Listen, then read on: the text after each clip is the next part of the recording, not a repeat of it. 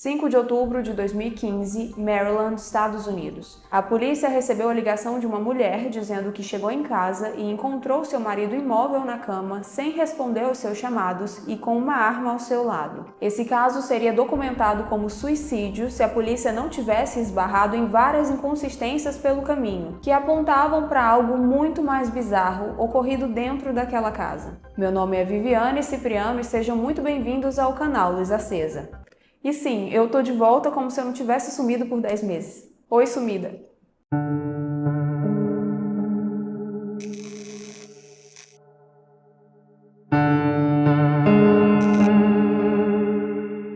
Anne Marie Anastasi era casada com Anthony Anastasi há 18 anos quando tudo aconteceu. Ambos estavam na casa dos 40 anos e tinham 5 filhos, que na época dos fatos variavam entre 8 e 17 anos. Todos moravam sob o mesmo teto, que a propósito era alugado e ficava localizado em um bairro super tranquilo do condado de Anne Arundel, com ocorrências criminais perto de zero. Por volta das 13 horas de 5 de outubro de 2015, Anne ligou para a polícia e disse: Anne Arundel County 911. I just spent the day taking kids to the dentist and then going grocery shopping. I'm supposed to be leaving to take my husband to a doctor's appointment right now, but he's not responding at all, and he's got his gun laying next to him in the bed. Do you think he shot himself? I don't know.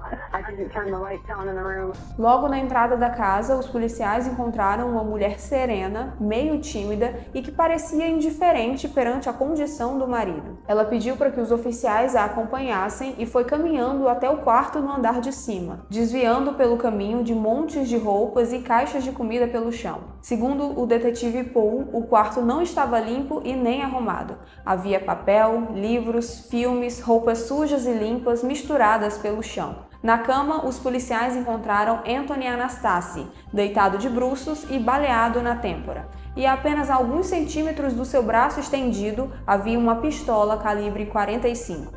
De acordo com o detetive, houve um único ferimento à bala que foi disparado a queima-roupa há pelo menos 10 horas antes, pelas condições do cadáver. Ao ser perguntada sobre a demora para anotar a morte do marido, Anne disse aos investigadores que a última vez que o viu com vida foi no começo da noite anterior, já que Anthony havia pedido para que ela dormisse em outro quarto com as crianças. Ela continuou dizendo que naquela manhã se ocupou levando os filhos mais velhos à escola, levando o mais novo ao dentista e depois disso fazendo compras com a sua filha de 13 anos, que estava doente demais para ir para a escola naquela manhã. E informou ainda que por volta das 13 horas voltou para casa e se deparou com Anthony imóvel na cama. Disse que tinha que o acompanhar em uma consulta naquela tarde, porque ele havia passado por inúmeras cirurgias nas costas, estava sem trabalhar há alguns meses e consultas com especialistas eram rotineiras. Disse ainda que ele andava bem deprimido nos últimos dias. Diante das primeiras impressões, os policiais começaram a documentar um caso de suicídio. Enquanto eles preenchiam os papéis com as informações pessoais da família,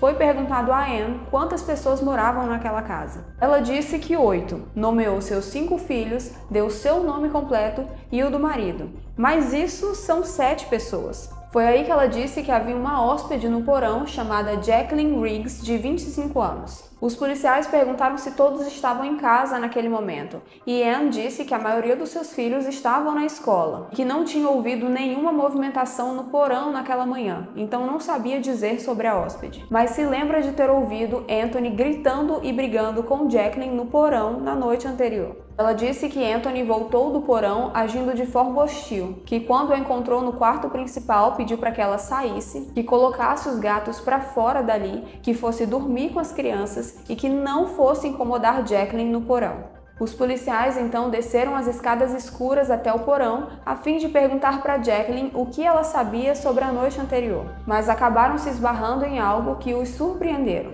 Nas palavras do detetive Paul, abre aspas, quando entramos no porão pela primeira vez, havia uma música de heavy metal extremamente alta tocando, o que acrescentou para nós um efeito adicional misterioso. Fecha aspas. No centro do porão, eles encontraram um tapete encharcado de sangue, com o corpo de Jacqueline Riggs em cima dele.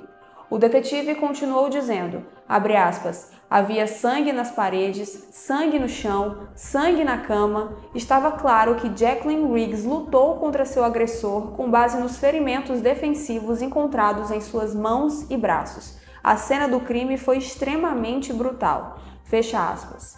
Mais tarde, após perícia, constatou-se que Jacqueline foi ferida 42 vezes. Ela foi esfaqueada 20 vezes e cortada mais 22. Foram facadas no torso, na cabeça, no pescoço, nos braços, nas mãos e até nas pernas. No meio daquela cena, incomum até para os policiais, o detetive Poole observou alguns pontos interessantes.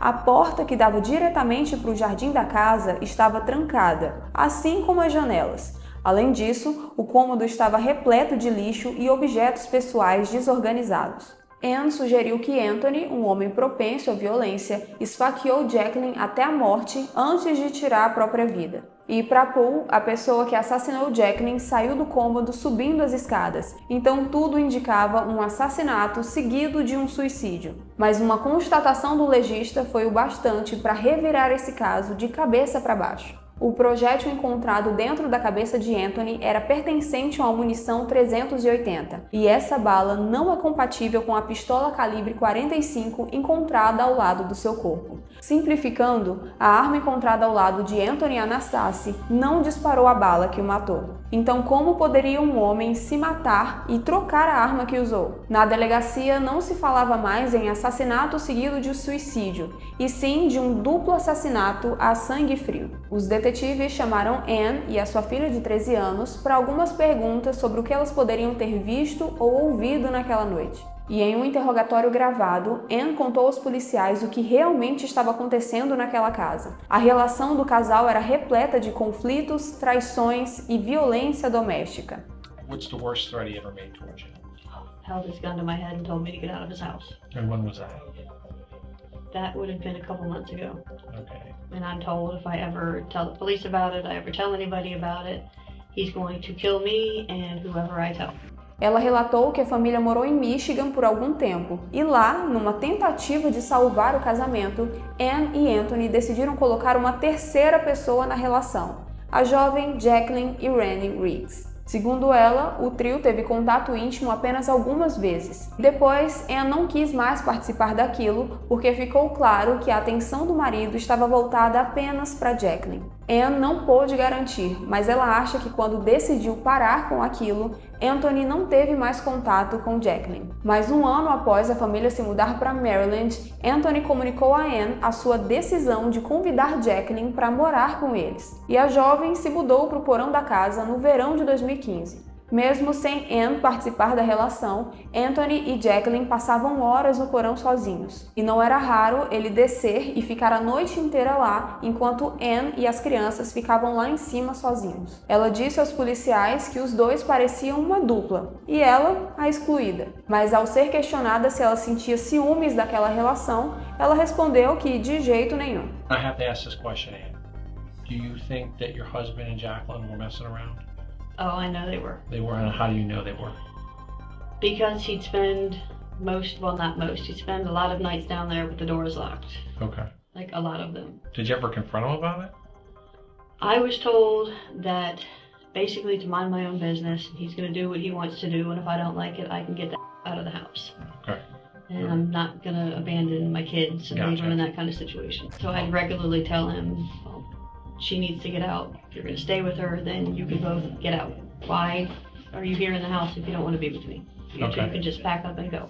Anne prontamente aceitou se submeter a um teste de pólvora, entregou seu celular aos policiais tranquilamente e não estranhou quando lhe perguntaram se ela aceitaria se submeter a um teste do polígrafo. No momento da preparação de Anne na cadeira do teste, ela até chegou a perguntar se teria algum problema se ela estivesse bocejando durante aquele procedimento. Demonstrando tranquilidade total, suas respostas foram simples e diretas. E segundo o detetive, ela foi extremamente colaborativa durante o processo, não hesitando em nenhuma das respostas. Mas as coisas não estavam tão tranquilas assim em outra sala de interrogatório no final daquele corredor, onde a polícia questionava a filha de 13 anos de Anne. Ela estava extremamente abalada com a morte do pai e em determinado momento até tentou sair correndo da delegacia, mas foi contida.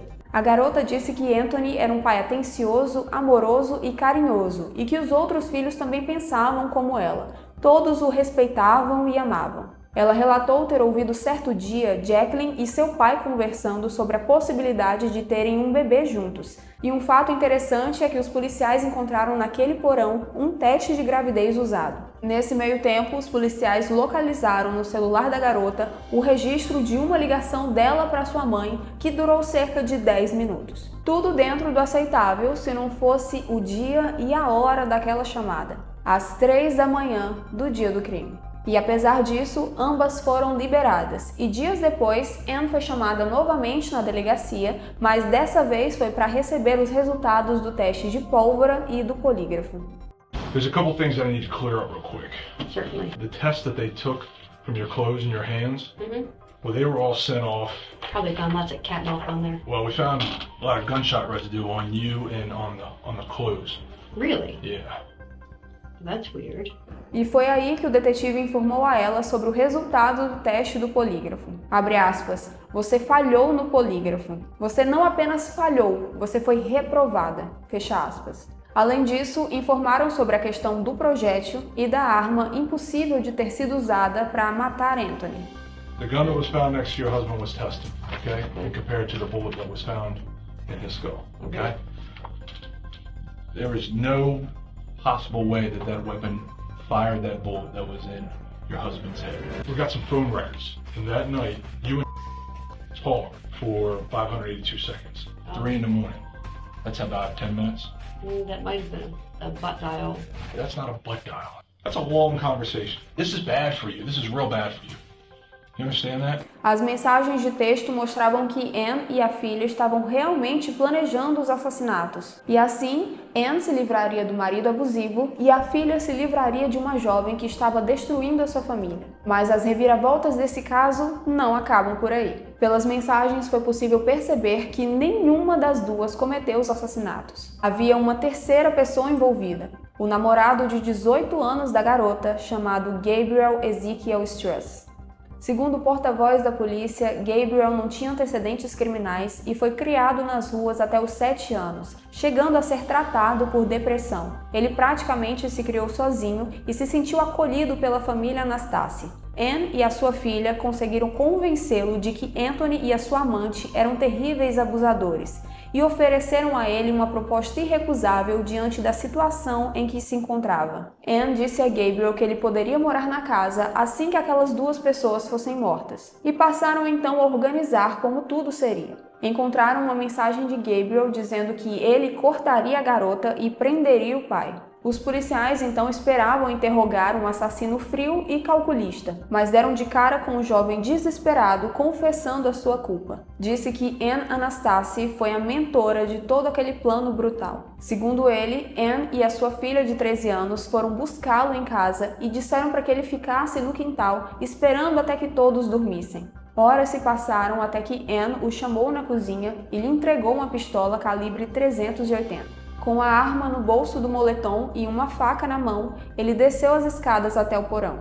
Jacqueline estava dormindo em sua cama quando foi violentamente atacada por ele. Gabriel deixou claro que não saiu do porão até ter certeza de que ela havia morrido. Em seguida, ele subiu as escadas, tirou a arma do bolso e efetuou um único disparo na têmpora de Anthony. A sua namorada ficou encarregada de levá-lo embora para casa e isso foi tudo o que ele pôde dizer. Segundo os policiais, enquanto os dois estavam fora, Anne verificou que não havia nenhuma arma na cena do crime. Foi aí que ela colocou uma arma que tinham em casa, perto da mão de Anthony. No dia seguinte, mãe e filha acordaram, tomaram banho, tomaram café, organizaram as crianças para a escola, sabendo que Anthony estava morto no quarto e Jacqueline assassinada no porão. A confissão de Gabriel foi essencial para que os policiais entendessem o que realmente aconteceu ali e os três foram presos pelos assassinatos. Segundo a promotora Amanda Matthew, Anne foi a mentora do crime e persuadiu os dois menores a se envolverem. Para o Gabriel, Anne prometeu moradia e acolhimento, sob o argumento de que a família vivia no inferno com um homem abusivo que vivia com a amante debaixo do mesmo teto que a esposa.